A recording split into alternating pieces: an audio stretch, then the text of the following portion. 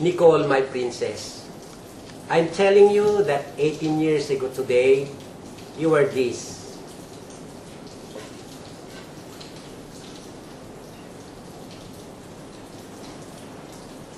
A very cute, lovable princess, a source of happiness and inspiration, and one who can wash away every bit of hardship as I saw smiles from your face in your sleep each time I arrive home from work at the end of the day.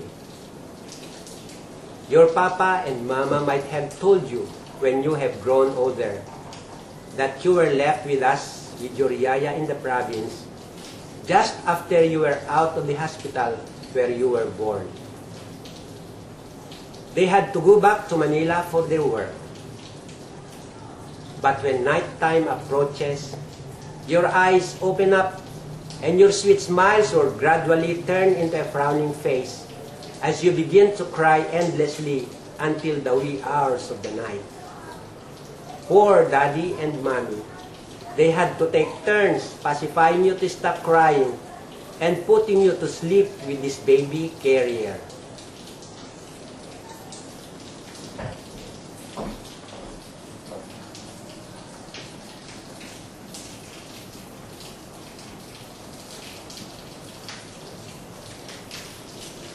They had to invent lullabies as they dance you to their tunes.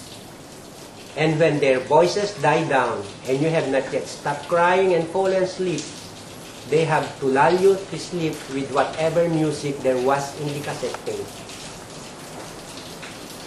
When your little eyes have closed finally, it will then be almost 4 o'clock in the morning. And then daddy and mommy can have about 2 hours to sleep, then wake up in time for school at 7 o'clock. This had been our routine each day, and each night with you, our dear princess, until your parents came to fetch you after 6 months.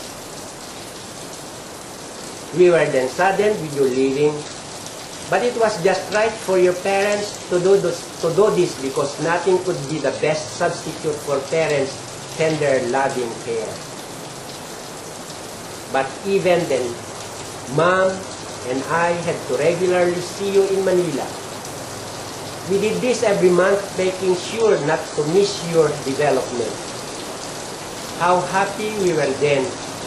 When one time we came, you can now understand and execute things you are told to do. Do you remember this? Sure. Hindi, hindi pa lagi.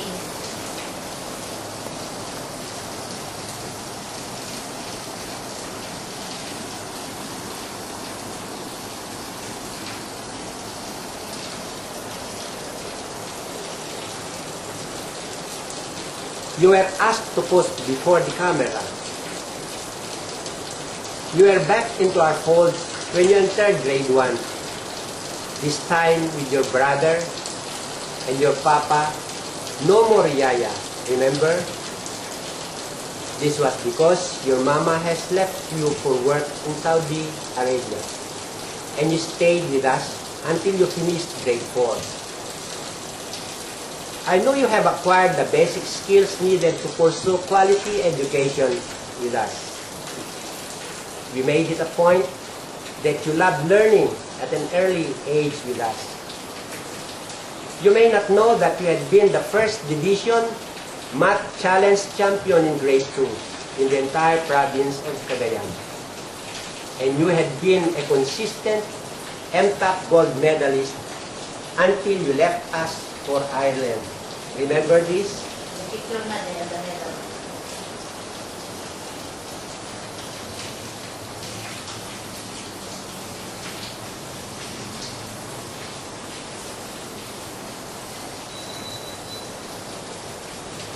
How fast time has flown. You are now turning 18 today, my dear princess. But remember that you have not reached this point in your life without all the people loving and sacrificing for you. More than anybody else, you owe this from your papa and from your mama. Kitang kasama. and of course from our Almighty Father. May I then remind you that you should say and actualize these words as often as you can to them and to God, while you still can and while they can still hear you. Say thank you for everything that they do for you. Kitang kasama. Say I'm sorry for every wrong that you have done them, for every action that you have done to hurt their feelings. Express your love by saying, I love you. Remember this quotation, my dear. It isn't the thing that you do, it's the thing you could have done that leaves me with a bit of heartache at the setting of the sun.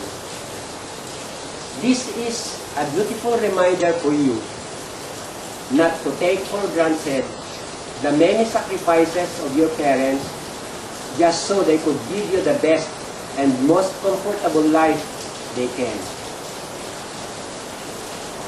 How I wish Mom and I could be there to attend your debut, but it wouldn't be that easy considering that I just retired and haven't gotten any of my benefits.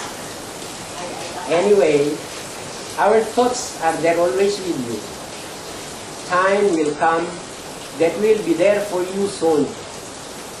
Ipangako mo lang sa akin na pagbutihin mo palagi ang pag-aaral because this is the only passport that you can have for a brighter future.